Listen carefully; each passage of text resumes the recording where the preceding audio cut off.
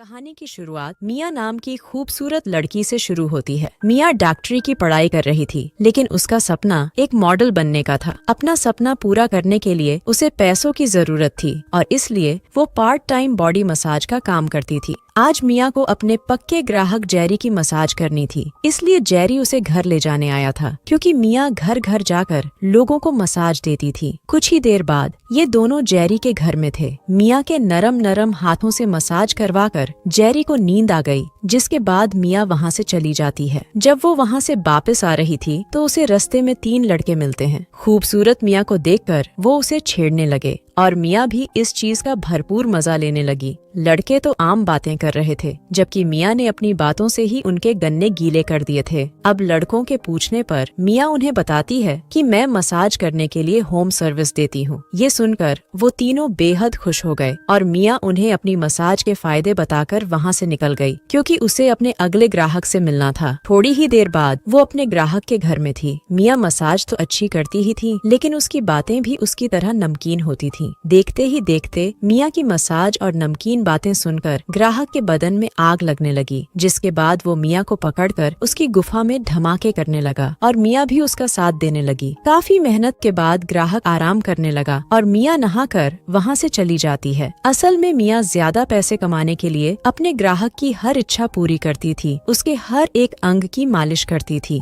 वैसे भी वो थी ही इतनी मस्त कि हर कोई उसे देखकर गर्म हो ही जाता था। अगले दिन मिया अपने अगले ग्राहक से मिलने वाली थी। ये ग्राहक मशहूर मॉडल सोनिया थी। सोनिया को भूख लगी थी, इसलिए वो सबसे पहले मिया के साथ खाना खाती है और फिर उसे अपने घर लाकर उससे मसाज करवाती है। मिया उसकी इतने अच्छे से मसाज करती है, जिससे रियो को देखकर वो सीधा खुफिया कमरे में आती है। वो यहाँ आकर वीडियो देखने लगी और वीडियो देखकर वो रियो के थकने का कारण समझ गई। रियो और सोनिया ऐसे ही वीडियोस बनाकर पैसे कमाते थे। अगले ही दिन सोनिया के कहने पर मिया उसके घर रहने आ गई। पहले ये लोग नाश्ता करते हैं और फिर तीनों मिलकर मिया की तस्वीरें देखने लगते हैं। थोड़ी देर बाद सोनिया सीमू नाम के बूढ़े आदमी से मिलती है और उसे मिया की तस्वीरें और वीडियोस बेच देती है। मिया की वीडियोस से इन्हें अच्छी खासी कमाई हो गई थी, इसलिए ये लोग कुछ पैसे मिया पर भी खर्च करते हैं। इसी बीच सोनिया मिया को बताती है कि आज रियो का जन्मदिन है, इसलिए रात को हम लोग घर में पार्टी करेंगे। जब ये दोनों जन्मदिन मनाने की योजना बना रही थी तो कुछ लोग उन पर नजर रखे हुए थे।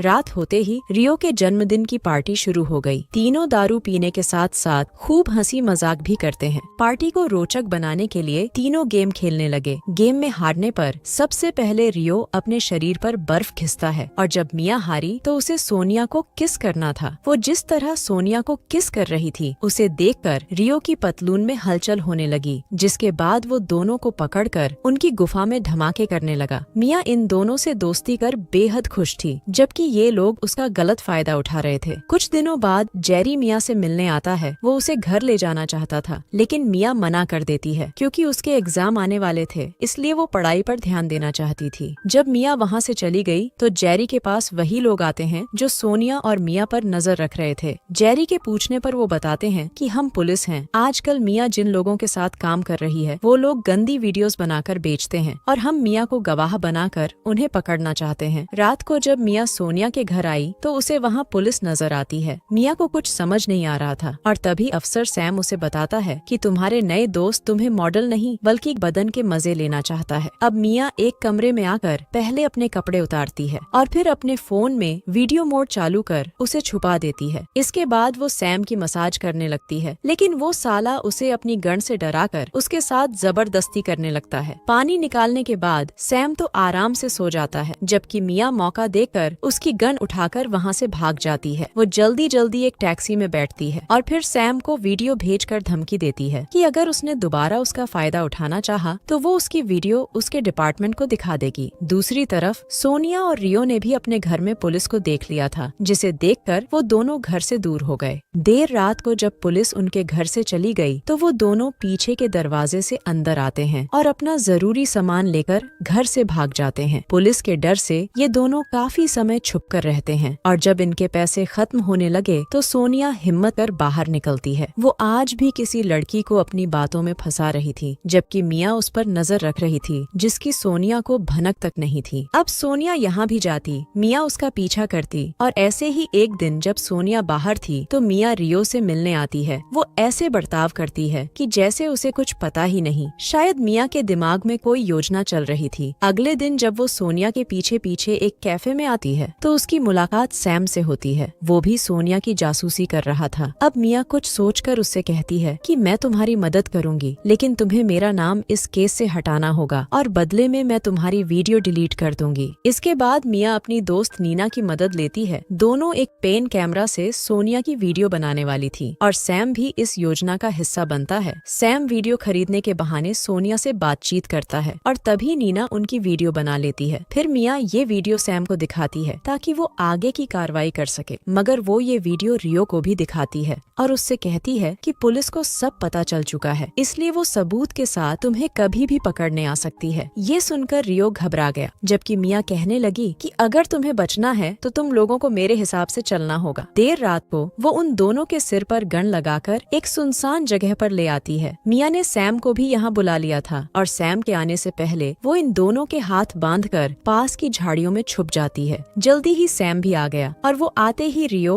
और सोनिया को गाड़ी से बाहर निकालता है। सैम इन्हें मारने वाला था, लेकिन रियो सैम को रोकने लगा। दोनों में हाथापाई होने लगी थी और तभी सोनिया सैम की गन उठाकर गोली चलाती है। उसकी चलाई गोली रियो को लग गई थी, जिसके बाद वो सैम को भी गोली मार देती है। अब वो जल्दी जल्दी सैम के हाथ में गन रखकर भागने लगी, लेकिन सैम अभी जिंदा था और वो मरने से पहले सोनिया को मार देता है। कुछ देर बाद मिया बाहर आती है। उसके पास सैम की जो गन थी वो उसे रियो के हाथों में रख देती है ताकि देखने वालों को लगे कि ये लोग आपस में ही लड़कर मर गए। इसके बाद वो उनका सारा सामान लेकर वहाँ से चली जाती है। अगली सुबह वो सारे सामान से भरा बैग नदी में फेंक देती है और इसी के साथ इस कहानी का यही अंत हो जाता है।